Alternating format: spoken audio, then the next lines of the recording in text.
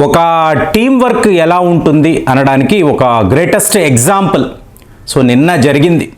మీరు చూడండి, ఖతార్ ప్రభుత్వము 8 మంది రిటైర్డ్ నేవల్ ఆఫీసర్స్కు ఉరిశిక్ష విధించారు. మీకు బిగినింగ్ నుంచి కూడా ఎస్ జయశంకర్ గారు, అజిత్ దోవెల్ గారు వీళ్ళ ఫ్యామిలీస్కి పదే పదే చెప్తున్నారు, అమ్మా మేము ఉన్నాము, ఏదో ఒక రకంగా వీళ్ళని కాపాడి భారత్ తీసుకువస్తాము, ఇది మా వాగ్దానము అని చెప్పి వీళ్ళు చెప్తూనే ఉన్నారు. కానీ మరి ఇది చెయ్యాలి కదండి. విదేశాల్లో ఎస్పనేజ్ అనబడే ఒక కేసు, అంటే స్పయింగ్ కేసులో 8 మంది ఇరుక్కుపోయారు. వాళ్ళని పోలీసులు అరెస్ట్ చేశారు. వాళ్ళకి ఖతార్ కోర్టు ఉరిశిక్ష విధించింది.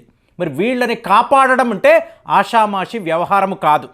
కానీ ఇక్కడ ఒక వ్యక్తి ఉన్నాడు, ఇతను ఇది చెయ్యగలడు అని చెప్పి పదే పదే ఎస్ జయశంకర్ గారు, అజిత్ దోవెల్ గారు చెప్తూనే వస్తున్నారు. ఇవాళ సోషల్ మీడియా అంతా కూడా, మీకు ప్రముఖ పత్రికలంతా కూడా మోదీస్ మ్యాజిక్ అని చెప్పి పదే పదే మాట్లాడుతున్నారు. కానీ నా వరకు ఏంటంటే మోదీ అనండి, ఎస్ జయశంకర్, అజిత్ దోవెల్ వీళ్ళ ఒక అద్భుత టీం వర్క్ ఈ నేవల్ ఆఫీసర్స్ను కాపాడింది. ఇందులో 7 మంది, అంటే టోటల్గా 8 మంది, 7 మంది సురక్షితంగా నిన్నటికి నిన్న భారతదేశం వచ్చేసారు. అంటే ఇది ఎంత పెద్ద రిలీఫ్ అంటే, ప్రాణాలతో వాళ్ళు వస్తారా? ఇప్పుడు ఉరిశిక్ష, డెత్ సెంటెన్స్ అన్న తర్వాత వాళ్ళని కాపాడడం అంత ఈజీ కాదండి. కానీ మనం చేసి చూపించాం. ఎంత గొప్పగా చేసి చూపించాము అంటే, ఖతార్ని ఎలా ఇరికించాము అంటే మనం ఇచ్చిన ఒక ఆఫర్, మనము చేసిన బార్గెయిన్ ఖతార్ ప్రభుత్వము నో అనలేకపోయారు. వీళ్లను విడిపించండి, ఇమీడియట్గా విడిపించండి అని ఎవరు? ఎమీర్ ఆఫ్ ఖతార్ స్వయంగా ఇతను ఆర్డర్స్ పాస్ చేశాడు. అంటే ఏంటి? కోర్టు యొక్క తీర్పు వేరు, అక్కడ ఎమీర్ ఆఫ్ ఖతార్ అతను చెప్పిన తరువాత, అతనే ఆ దేశాన్ని పాలిస్తున్న రాజు, అతను చెప్తున్నాడు విడిచిపెట్టండి అన్న వెంటనే వీళ్ళను ఇవాళ ఏంటి డెత్ సెంటెన్స్ అన్నారు, తరువాత ఇంప్రిజన్మెంట్ అన్నారు. ఇవాళ మీరు ఏ తప్పు చెయ్యలేదండి, స్వతంత్రంగా మీరు భారత్ వెళ్ళిపోవచ్చు అని చెప్పి మీకు తీర్పు ఇవ్వడం, అంటే దీనే ఓవర్ టర్న్ అంటారు, కోర్టు ఓవర్ టర్న్. ఇది ఎలా జరిగింది? మోదీ గారు ఇది ఎలా చెయ్యగలిగాడు? ఇది ఒక అద్భుతము కదా. ఇవాళ మీకు కథనాలు చూడండి. నవంబర్ 30 మీకు COP28 అని యునైటెడ్ అరబ్ ఎమిరేట్స్లో మీకు ఒక క్లైమేట్కి సంబంధించిన సబ్మిట్. దీనికి ఈయన వెళ్తున్నాడు. డిసెంబర్ 1వ తారీఖు ఈ COP28కి సంబంధించి, మెంబర్స్కి సంబంధించి ఈయన ఒక అడ్రస్, అంటే ఏంటి, ప్రసంగము కూడా ఇచ్చాడు. డిసెంబర్ 2వ తారీఖు 2023 ఇతను ఎమీర్ ఆఫ్ ఖతార్ ఈయన్ని కలిశాడు.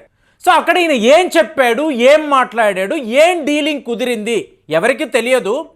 డిసెంబర్ 3వ తారీఖు, అంటే ఒకే ఒక రోజు, డిసెంబర్ 2 ఈయన కలిసి మీకు ట్విట్టర్లో ఒక మెసేజ్ పెట్టారు, అమీర్ ఆఫ్ ఖతార్ని నేను కలిశాను, మా భారతీయుల సురక్షితము గురించి మేము మాట్లాడాం, అంటే సెక్యూరిటీ కన్సర్న్ మాకు ఉంది అని చెప్పి ఆయనకు చెప్పాను అని డిసెంబర్ 2న మీకు మోదీ గారు మీకు ఒక మెసేజ్ పెట్టారు. ఎందులో? ట్విట్టర్లో. డిసెంబర్ 3 మీరు గమనించారనుకోండి, ఈ కౌన్సిలర్ యాక్సెస్ అని అంటారు, అంటే మన రాయబారికి మీరు పర్మిషన్ ఇచ్చారు, వెళ్ళండి, వెళ్ళి నేవల్ ఆఫీసర్స్ను కలవండి. ఇంతవరకు ఇవ్వలేదండి. ఇంతవరకు మన అంబాసిడర్ వీళ్ళని కలవడానికి ఖతార్ పోలీస్ డిపార్ట్మెంట్ ఎటువంటి పర్మిషన్ ఇవ్వలేదు. డిసెంబర్ 2వ తారీఖు మోదీ గారి అమీర్ ఆఫ్ ఖతార్ కలిసిన తరువాత అక్కడ ఏం జరిగిందో తెలియదు. 3వ తారీఖు మనం ఫోన్ చేసి చెప్తున్నాం భారత రాయబారికి, ఇమీడియట్గా వెళ్ళి ఈ నేవల్ ఆఫీసర్స్ని కలవండి, వాళ్ళకి భరోసా ఇవ్వండి, వాళ్ళని మనం కాపాడేస్తామని చెప్పండి, వాళ్ళు చాలా డిప్రెషన్లో ఉన్నారు, సీనియర్ సిటిజన్స్, వాళ్ళని అలా ఎక్కువ కాలం జైళ్లలో ఉంచకూడదు. ఇది మనం మాట్లాడాం. డిసెంబర్ 3వ తారీఖు ఈయన వెళ్ళాడు, ఇదే విషయంగా మాట్లాడాడు. ఇవాళ ఏం జరిగింది అంటే 8 మంది నేవల్ ఆఫీసర్స్ను కూడా వాళ్ళు విడుదల చేసేశారు. మరి అంతలాగా మ్యాజిక్ ఎలా జరిగింది? ఇక్కడ మీరు గమనించారనుకోండి, 2028 వరకు ఖతార్తో మనకు ఒక ఒప్పందం ఉందండి. ఏంటి ఒప్పందము అంటే LNG అంటారు, లిక్విఫైడ్ న్యాచురల్ గ్యాస్ ఇంపోర్ట్స్. 2028 వరకు ఖతార్ దేశము మనకు LNG సప్లై అనేది చెయ్యాలి. మోదీ గారు ఏం మాట్లాడారు అంటే, ఇంకొక 20 ఏళ్ళు, అంటే 2028 నుంచి 2048 వరకు ఈ ప్రాజెక్టును ఎక్స్టెండ్ చేద్దాము. ఇలా చూసుకునేటప్పటికీ మీకు ప్రపంచంలో ఒక one of the biggest trade డీలింగ్గా దీన్ని మాట్లాడుతున్నారు. దీని వాల్యూ ఎంత అంటే 78 బిలియన్ అమెరికన్ డాలర్స్ అండి. 78 బిలియన్ అమెరికన్ డాలర్స్ అంటే ఒక S-400 అనండి. సో మొన్న మనము కొనిన, ఇప్పుడు చూడండి, అమెరికా వద్ద డ్రోన్లు కొన్నాము కదా. సో మీకు ఆ డ్రోన్ల ప్రాజెక్టు కన్నా, ఇలాగ రాఫెల్ ప్రాజెక్టు కన్నా కూడా ఇది చాలా పెద్దది. అంటే 2048 వరకు ఎల్ఎన్జి సప్లై అనేది మీరు ఆపకండి, మీరు భారత్కి సప్లై చేస్తూనే ఉండండి అని చెప్పి మనము చెప్పడంతో ఒక్కసారి అమీర్ ఆఫ్ ఖతార్ ఉలికి పడ్డాడు. అంటే 2048 దాకా కూడా మేము అలా మీకు సప్లై చేస్తూనే ఉంటామా, ఈ వ్యాపారం ఇలా కొనసాగుతూనే ఉంటుందా అంటే ఎస్, నువ్వు చెయ్యి అని చెప్పారు. సో ఇమీడియట్గా ఇవాళ ఎక్స్పర్ట్స్ ఏం మాట్లాడుతున్నారు అంటే, మనము ఖతార్కి సరెండర్ అయిపోయాము, వీళ్లను కాపాడడానికి మనం ఏకంగా 78 బిలియన్ అమెరికన్ డాలర్స్ డీల్ అనేది వాళ్ళతో కుదుర్చుకున్నాము. సో ఇలాగ భారత్ నష్టపోయింది అని చెప్పి మీకు కథనాలు వస్తున్నాయి. మరి ఇది నిజమేనా అంటే పచ్చి అబద్ధం అండి. మీకు నాలెడ్జ్ లేకపోతే ఇలాంటి స్టోరీస్ మీరు రాస్తారు. మీరు గమనించారనుకోండి, ఇవాళ మీరు మార్కెట్లోకి వెళ్ళండి, ఒక సూపర్ మార్కెట్లోకి వెళ్ళి మీరు ఒక టీ పొట్లం కొనండి, 100 రూపాయలు అని చెప్పి మీరు ఆ ప్యాకెట్ కొనుక్కోండి. 20 ఏళ్ల తరువాత మీరు మళ్ళీ వెళ్ళి ఇదే టీ ప్యాకెట్ని కొనాలనుకోండి, 200 రూపాయలు ఉండొచ్చు. కానీ ఇక్కడ ఏం జరిగిందో చూడండి, ఈ ఎల్ఎన్జి డీలింగ్లో ప్రస్తుతం మనం ఎంతైతే పేమెంట్ చేస్తున్నామో, 2028 వరకు కాంట్రాక్ట్ ఉంది కదండి, ఎంతైతే మనం పేమెంట్ చేస్తున్నామో దానికన్నా 2048 దాకా మనము చాలా చాలా తక్కువ పేమెంట్ చేయబోతున్నాం.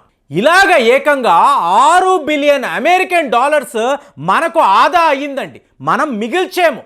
2048 వరకు కూడా మనం ప్రాఫిట్లో ఉంటాం. అంటే 7.5 మిలియన్ టన్నుల మీకు ఎల్ఎన్జి వ్యవహారంలో మీరు చూసారనుకోండి, 6 బిలియన్ అమెరికన్ డాలర్స్ మనకి లాభాలు. అంటే ఇక్కడ ఏం జరిగింది, వ్యాపారము మనము చాకచక్యంగా వాళ్ళతో చేసుకోగలిగాం.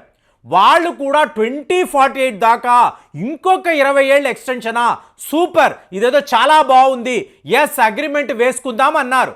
బార్గెనింగ్ ఏమిటి, అరే బాబు ఇంత పెద్ద డీలింగ్ ఇచ్చాను, నువ్వు ఒక 8 మంది నేవల్ ఆఫీసర్స్ను అక్కడ నువ్వు జైళ్లలో ఉంచి ఏమి సాధిస్తావు, నీకు చెడ్డ పేరు కదా, మా భారతీయులు ఖతార్ని ఒక శత్రు దేశంగా చూడవచ్చు కదా అనడంతో ఇంత పెద్ద డీలింగ్ ముందు ఈ నేవల్ ఆఫీసర్స్ జీవితాలు చాలా చాలా మామూలుగా అనిపించి ఇమీడియట్గా వీళ్ళు విడుదల చేశారు. సో ఇవాళ ఇందులో మేజర్ స్ట్రాటజీ ఏంటని చూసారనుకోండి, ఏమండి 78 బిలియన్ అమెరికన్ డాలర్స్ వ్యాపారం వాళ్ళకి ఇచ్చామండి కాబట్టే వాళ్ళు విడుదల చేశారు అని చెప్పి చాలామంది అనుకుంటారు. అలా కాదు ఫ్రెండ్స్, మీకు ఒక మాస్టర్ స్ట్రాటజీ ఉండాలి. చాణక్య నీతిని మీరు అనుకరించారనుకోండి, జస్ట్ ఒక విషయాన్ని చెప్తున్నాను, జనవరి 26 మీకు ఫ్రాన్స్ యొక్క అధ్యక్షుడు ఇమాన్యుయల్ మ్యాక్రోన్ మన రిపబ్లిక్ డే పెరేడ్కి వచ్చాడు. ఇందులో చాలా ముఖ్యమైన ఒక డీలింగ్ ఏమిటి అంటే, ఈ రాఫెల్ విమానాలకు సంబంధించిన ఏవియానిక్స్ అంటే మెయింటెనెన్స్, రిపేర్లు, వీటిని న్యూఢిల్లీలోనే చేద్దాము అని చెప్పి ఒక ఒప్పందం సైన్ అయింది. ఇవాళ ఖతార్లో ఉండే విమానాలంతా కూడా ఫ్రాన్స్కు సంబంధించిన రాఫెల్ యుద్ధ విమానాలే. కాబట్టి దానికి సంబంధించిన రిపేర్లు అనండి, మెయింటెనెన్స్ అనండి, ఇవాళ ఖతార్ నుంచి భారతదేశానికే రావాలి. సో ఈ వ్యాపారాన్ని మనము ఫ్రాన్స్తో కలిసి మొదలుపెట్టాము. అలాగే మీరు గమనించారనుకోండి, మీకు ముస్లిం బ్రదర్హుడ్ అని మాట్లాడుతున్నాం. ఇవాళ ఇజ్రాయెల్కి హమాస్ మధ్య జరుగుతున్న యుద్ధములో అతి ముఖ్యమైన విషయం ఇదే. మీరు గమనించారంటే ఒక Saudi Arabia, United Arab Emirates, Iraq, Iran వీళ్ళందరూ మన మిత్ర దేశాలు. ఆ లిస్టులో ఇవాళ ఖతార్ కూడా కలిసిపోయింది. ఇలాగ ముస్లిం బ్రదర్హుడ్లో భారత్ యొక్క ఫారిన్ పాలసీని గమనించారనుకోండి, మనము ఖతార్ని కూడా మన ఖాతాలో వేసుకున్నాము. కాబట్టి ఇంత పెద్ద పని మీకు మోదీ గారు, జయశంకర్ గారు, అజిత్ దోవెల్ గారు కలిసి చేశారు అంటే ఇది ఒక ఎక్స్ట్రాడినరీ డెవలప్మెంట్ అండి. సో వాళ్ళు సురక్షితంగా భారత్ రావడము, మనం అందరము కూడా వాళ్ళకి బెస్ట్ విషెస్ చెప్పాలి. మరి దీని మీద మీ అభిప్రాయాలు ఎలా ఉన్నాయో తెలియజేయండి. మళ్ళీ వచ్చే వీడియోలో కలుద్దాం. జై హింద్.